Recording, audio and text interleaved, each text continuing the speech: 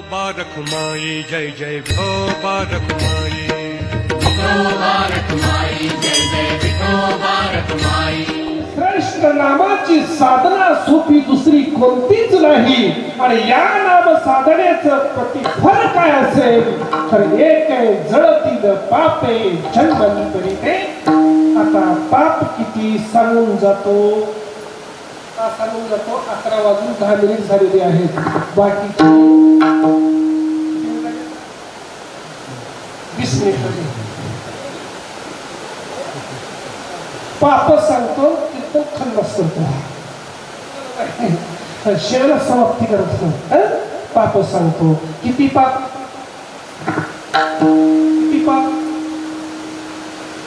दोन छटा काढता किलो 2 किलो पापाचे किती प्रकार महाराज? कायिक पाप, वाचिक पाप, मानसिक पाप, 3च पाप सांगतो। पाप आहे 3च पाप सांगतो। कोणते नाही का शरीराला होणार पाप? कोण केलं काही पाप?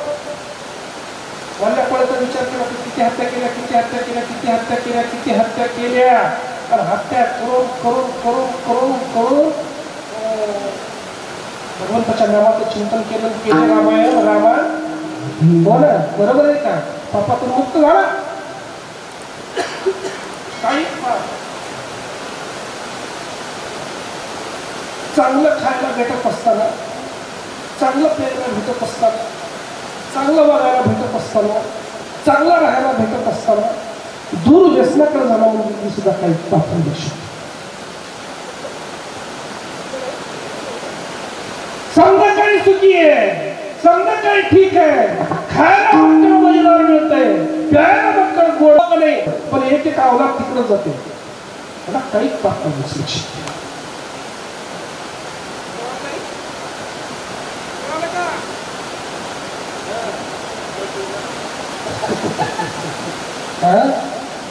एक अवलाद किती खायला राहिलं, किती प्यायला राहिल्या, तिकडे गेल्या शहरात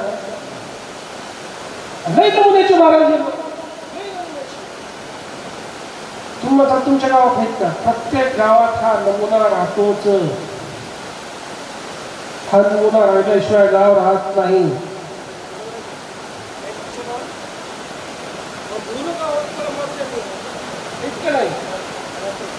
आणि काय गळा कळत नाही, काय खराब कळत नाही, कुठं बसाव कळत नाही, कुठं उठाव कळत नाही।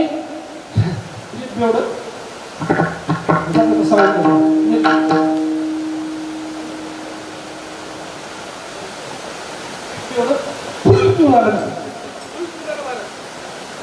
आता फुल म्हणजे किती? इथवर होऊन बाहेर आलं की त्याला फुल बोलावं, का? इथवर होऊन बाहेर चाललं की त्याला फुल बोलावं। इतकं फुल पिलं महाराज, इतकं फुल पिलं आणि घरी आलं आणि बायकोला म्हणलं ए कुठे आहेस? आता बायको पुढं तरी तिला वाटतं काय आणलं की काय नाही की खायला काय या गावाला निघाला तर सरपंच केलं तर गाव बदलून टाकलं।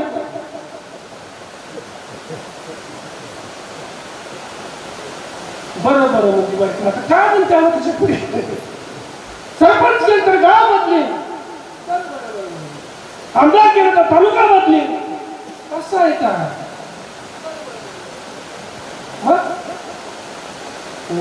खासदार केलं तर पुरा जिल्हा बदलून टाकून देऊ का?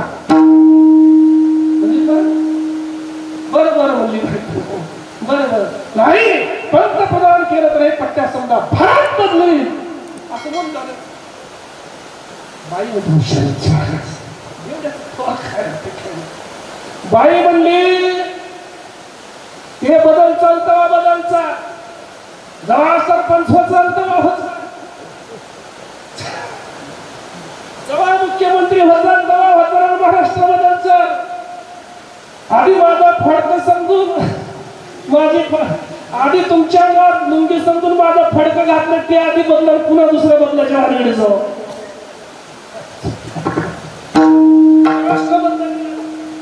तालुका बदला निघाला, हे बदल चालता बदलचा लुंगी समजून तुम्ही माझं परकर घातलंय ते आधी बदलाल पुन्हा दुसरं बदलायला जावं म्हणजे अशी बेवड्याची मिळत असून सुद्धा दुसऱ्या व्यसनाकडे धाव घेतो त्यापासून सुद्धा काही पाप होत असतं. त्याच्यातून मुक्त व्हायचं असेल तर भगवंताच्या काही तर बेवडे म्हणतील आम्ही पिऊ पिऊ पिऊ पुन्हा देवाचं नाव घेऊन निर्मुक्त हो असं नाही जमणार.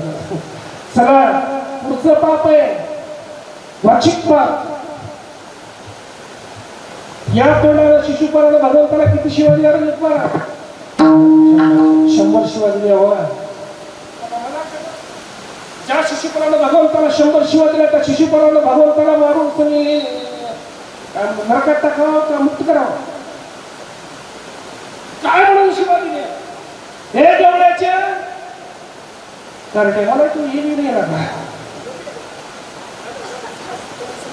हे गवळ्याच्या कारट्या, हे फळाल्या, हे बिस्त्याल्या, हे गोरस सोडणाऱ्या.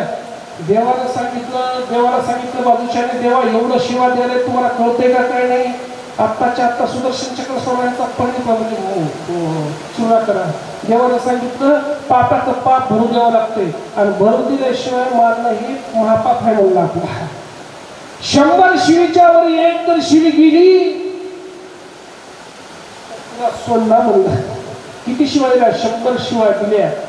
पण भगवंताच्या नामाचा उच्चार तोंडातून केल्यावर भगवंतानं त्या नामाच्या उच्चाराच्या मोबदल्यात त्यांना मुक्त केलं. शिशुपालाला सुद्धा मुक्त केलं. जळतील पापे जन्मांतरीचे काही पाप असेल, वाचिक पाप असेल, शेवटचं पाप आहे मानसिक पाप असेल. मानसिक पाप म्हणजे बुद्धीच्या प्रमाणात निर्माण होणारं पाप. बरोबर आहे? त्याला मानसिक पाप म्हणावं. शेवटचं पाप सांगतो थोडं पिंगू नका. शेवटचं पाप सांगतो दोष व्यक्त करतो. लक्षात ठेवा.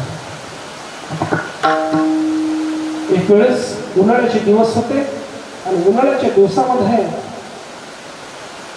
5 पांडव त्यांची पत्नी द्रौपदी आई साहेब 5-6 जण फिरत बराच कालांतरामध्ये असं जात असताना भगवंताने त्या ठिकाणी त्यांना भेट दिली आणि भेट दिल्या भगवंताने सांगितलं अर्जुना तहान लागल्यासारखं वाटतं रे, मला पाणी प्यायचं आहे असं म्हणल्या भगवंताच्या तोंडातून शब्द असा बाहेर आल्या अर्जुनाने झारी घेतली. मला पाणी आणण्यासाठी निघाली. आता पाणी कुठं राहते? विहिरीमध्ये राहते. अर्जुनाने झारी घेतली, विहिरीमध्ये उतरलं, पाणी भरून घेतले. वर आल्या त्या झाडाच्या खाली अर्जुन पाणी घेत असताना वर चढत होता. त्या विहिरीच्या वर एक जांभळाचं झाड होतं. जांभळाच्या झाडाकडे पहिल्या 6 फुटावर एक जांभळ दिसलं. जांभळाकडे पाहिलं, लिंबाकडे पाहिलं, आंब्याकडे पाहिलं, असल्या वस्तूकडे पाहिलं, चिचकडे पाहिलं की तोंडाला जोरात पाणी सुटते. बरोबर आहे काही नाही? अर्जुनाच्या तोंडाला पाणी सुटलं. अर्जुनाने ते 2 काळे भुरसणारे जांभळ हातात घेतून तोडले. एकच जांभळ तोडलं. एक जांभळ तोडल्या ज्या विहिरीवर झाड होतं जांभळाचं त्या जांभळाच्या झाडाला लागणारा एक माणूस होता. त्या माणसाला पाहिलं पळत त्याला अर्जुना सांगितलं तू जे जांभळ तोडलास ते कोणाला विचारून तोडलास सांग, नाही तर तुला इथून जाऊ देणार. त्याला सांगितलं झाडाचं फळ आहे, खाऊ वाटलं म्हणून तोडलं, याच्यात काय चुकी नाही म्हणला. काही का असे ना पण त्या मालकाला विचारून तोडायला होतं पाहिजे ना. दोघांचा वाद निर्माण झाला. त्यावेळेस भगवंताला वाटलं बराच वेळ झाला अर्जुन विहिरीला पाणी यायला गेला का पाय घसरला म्हणावं. अर्जुनाचा पाय घसरला होईल किळपट घसरला तर अर्जुन पडला असं विहिरीमध्ये म्हणावं. सर्व उठले अर्जुन ज्या जबरदस्त झाडाखाली दोघांचा वाद लागला होता त्या जबरदस्त झाडाखाली आले. दोघांचा वाद चालू झाला होता. भगवंताने सांगितलं का वाद घालताय? त्या शेतकऱ्याने सांगितलं बघा देवा हा काही न्याय आहे का? काही का असना हे माझ्या शेतातलं जांभळ आहे, मी याला पाणी घालतो, याला वाढवतो, मी याला राखतो. अर्जुनाला जांभळ तोडत असताना मला विचारून तोडायला पाहिजे होते की नाही सांगा. देवाने म्हणले अर्जुना खरंय नाही तसं खरंय. काय खरंय?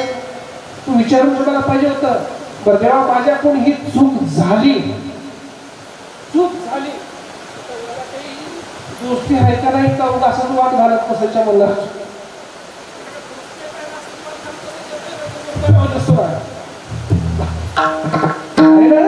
आहे म्हणजे देव आहे तसं प्रत्येकाचं पुण्य इथं समर्पित करावं लागते म्हणजे आता पुस्तकचं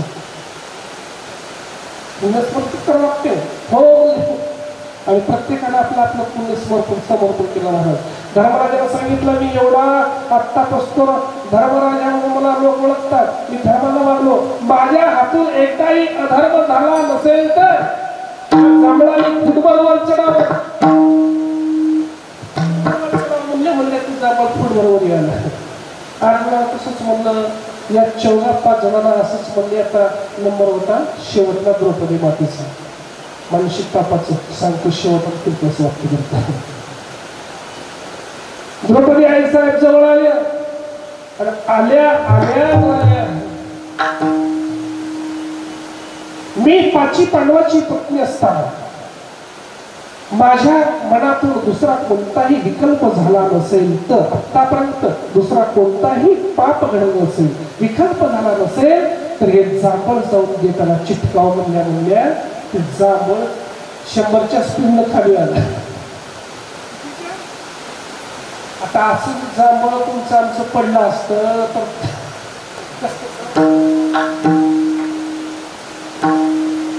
आपल्या बायकोच्या हाताला जर असं जांभळ पडलं तर काय काय झालं असतं म्हणून विचारलं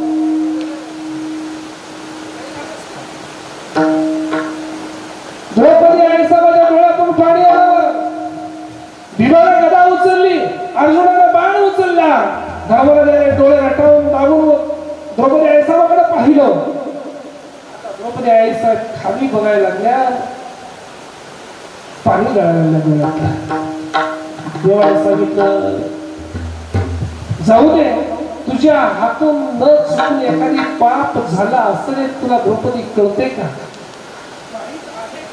तुला समजतंय का द्रौपदी आई साहेबांच्या मनामध्ये आलं ध्यानात आलं महाराज द्रौपदी आई साहेब म्हणल्या मी माझ्या शरीराने तरी काही नाही पाप केलं देवा पण या मनानं एक बार पाप केलं तुम्हाला सांगते कोणतं पाप होतं द्रौपदी आई साहेब सांगायला लागले मी एके दिवशी सकाळी स्नान केलं आणि केस विंचरण्यासाठी दिवस निघायला सज्जावर गेलो सज्जा पण तेवढं वर जाऊन सुद्धा केस विंचरत होते आणि केस विंचरत असताना आपल्या महाराज पण येऊ कर्ण जात होता तुला सांगू का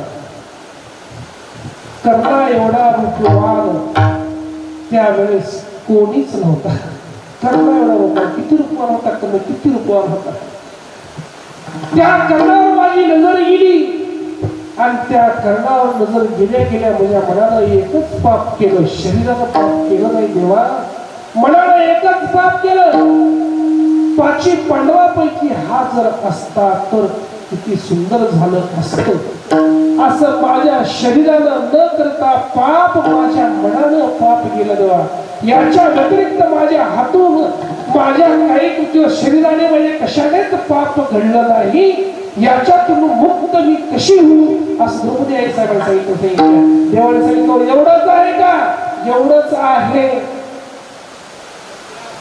द्रौपदी आई साहेब कबूल झाल्या रणजित महाराज ते जाऊन चटूने उठलं आणि 6 फुटावर जाऊन देताना चिटकलं ते सुईशा चिटकलं नाही तुम्ही जांभळाच्या झाडाखाली जाऊन बघा जांभळ सुईशा नाही उरुपाटी आहे उरुपाटी झोपलं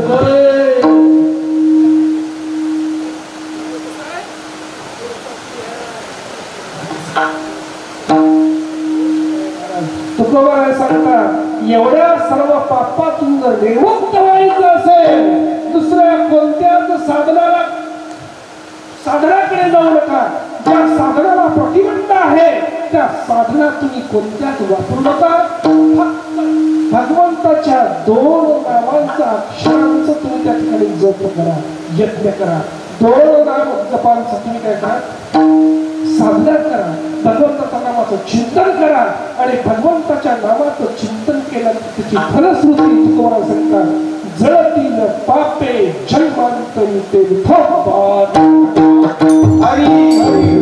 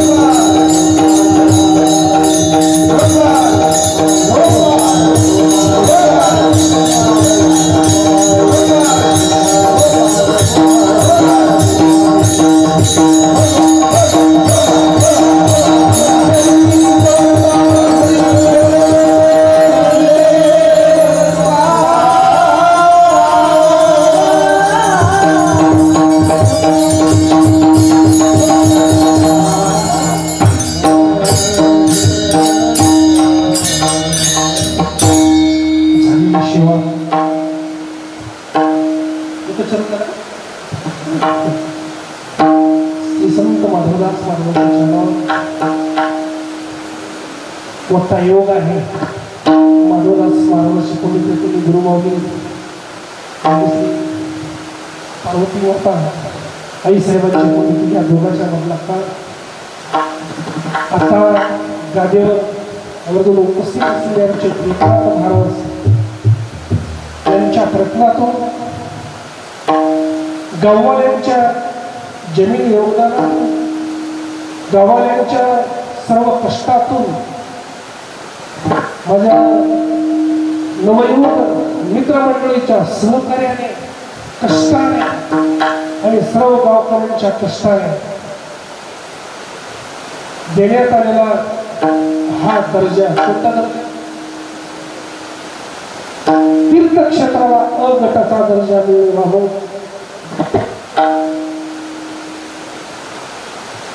तीर्थक्षेत्रात म्हटलं जात नाही. ज्या ठिकाणी एखादी पवित्र नदी असेल, तीर्थक्षेत्र असेल, ज्या ठिकाणी भगवंताने निवास केलेली जागा असेल किंवा एखाद्या ठिकाणी संतांनी वास्तव्य केलेलं असेल, अशा ठिकाणाला तीर्थक्षेत्र म्हणावा आणि तीर्थक्षेत्राचा दर्जा सुद्धा द्यावा. तीर्थक्षेत्र म्हणता येईल नाही. तुमच्या या सर्वांच्या सहकार्यातून तीर्थक्षेत्राचा दर्जा आणि त्या निमित्ताने श्री संत माधवदासजी महाराज यांच्या पुण्यतिथीनिमित्त सत्याची सुरुवात, सत्याच्या सुरुवातीतला पहिला दिवस या बालकाकडे गेला. छोटी मोठी जशी असेल तशी सेवा समर्पित करून गायनाचार्य श्री हरिभक्तीपरायण, संगीत विशारद रणजित महाराज जवळकोटे, पप्पू महाराज संगरकर, संभाजी महाराज, आमचे देवाला परिवाराचे बाबा तुमचं नाव काय? तसेच गौरवाचार्य म्हणजे गौरव म्हणायची इच्छा श्री हरिभक्तीपरायण नवनाथ महाराज, संगीत विशारद, भागवताचार्य, कीर्तनाचार्य, गायनाचार्य, मी एकच चार्य आहो आता. महाराज खूप बदले महाराज. आता महाराज भागवत सुद्धा करू लागले. खूप सुंदर भागवत केले आपल्याला कुंभेवरला खूप सुंदर भागवत केले. भागवत ऐकावं अशी बक्कडी इच्छा झाली, भेटलं नाही. त्याला नशीब लागते. बहुत सुकृताची जोडी आणि म्हणून विठ्ठली हे आवडण्यासाठी पहिलं सुकृत पाहिजे. बराच प्रयत्न केला पण भागवत करायला ऐकायला मिळालं नाही. पण त्याच्यावर पाहिलं मोबाईलवर खूप सुंदर कथा महाराजांनी केली. बरं का, खूप सुंदर. गायनाचार्य आमचे दिलीप महाराज शून्यातून विश्व निर्माण केले महाराजांचं. आज ते सुद्धा सेवेला उपस्थित आहेत आणि याच कानेगाव नगरीतील पुण्य पावन कर्मभूमीत जन्माला आलेले श्री हरिभक्तीपरायण संजय बाबा महाराज येल्ले ते सुद्धा आमच्या कीर्तनाला उपस्थित आहेत. माझे परम मित्र मृदंगाचार्य श्री हरिभक्तीपरायण जनार्दन महाराज चिलगुरे,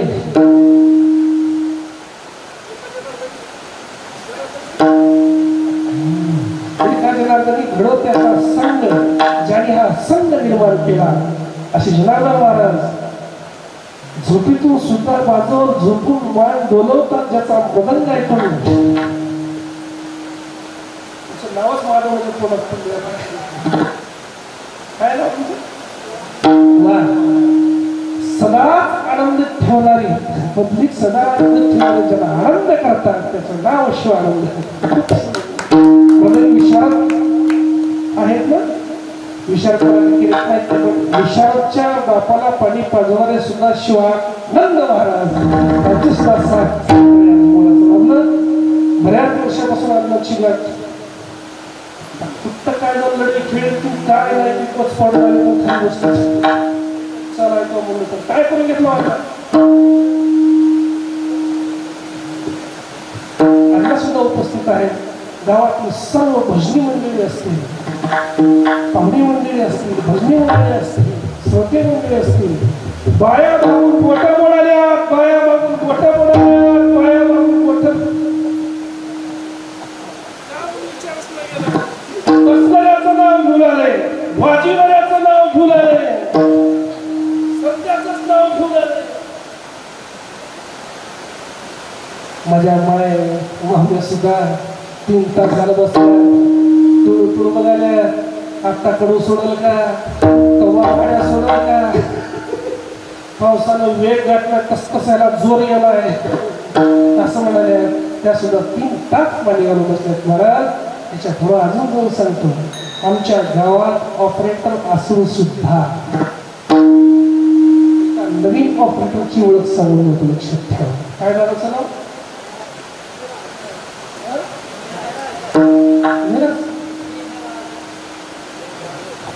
मिराज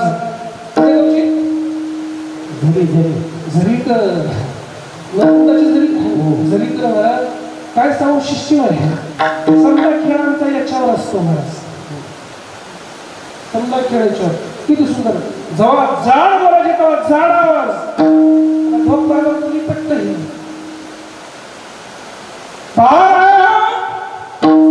कसाच आवाज देणार सुंदर संशिष्टीन ज्याने केली ती सुंदर खरंच सुंदर संशिष्टीन केली माझ्या ते सुद्धा सहकारी लागलेला खूप सुंदर ऑपरेटिंग करतात साहित्यांच्या गुरुनाथ बाबाचं असं नाही ना हो गुरुनाथ बाबा नाही दिवसाला तोंड दाखिलच मिळाला सुंदर संशिष्टी आहे सुंदर सिस्टीम आहे आपण मात्र विनेकऱ्याकडे पाहिलं तर आपली फक्त एक विसरला महाराज कोणतं कमरला बांधलं पण डोसक्याला भोवळच ठेवला लागूनच ठेवलं वाटतंय अशा सुंदर सोहळ्यामध्ये काय कुंभवाडी करायचं अमोल दादा दादा अडकवर जेव्हापासून यायला गेला तेव्हापासून नावच विसरून गेला गरीब महाराजांनी इकडून तर सहाय्य करत जावं सुंदर फोटोग्राफर आहेत महाराज हा माणूस तुम्हाला भेटणार नाही पण कसा भेटला की काय नाही इतका माणूस महागाचा आहे तेव्हा ते गुरुमाईकडे आणि माधवदास महाराजांकडे आणि नाथ महाराजांकडे पाहून आला की काय आणि सर्वांच्या खात्री मित्रमंडळीच्या प्रेमास्तव या लोकांनी सर्वांनी आवडून अशाच प्रकारचं दररोज माय आज जर 3 तास कीर्तन झालं तर उद्यापासून 3 तास कीर्तन होणार नाही कालच्या भाड्यानं 3 तास केला उद्या काय 4 तास करते काही निघ माय झोपल्यावर बरं असं कधीच म्हणायचं थोडासा गाण्यामध्ये मला गावला की आनंद वाटतंय महाराज बोलाले की नाचू लागलो आणि बोलता बोलता ढिसाळ गेलो महाराज आनंद वाटतो वाजवायला सुद्धा बदनबळी चांगलं असल्यामुळे थोडा आनंद वाटला नाचलो त्याच्यामध्ये थोडासा वेळ घालता गेला असेल पुढे सर्वांची क्षमा मागून याच ठिकाणी मी विषयाला पूर्ण देतो आणि याच ठिकाणी कीर्तन विषय समाप्त करतो ज्ञानेश्वर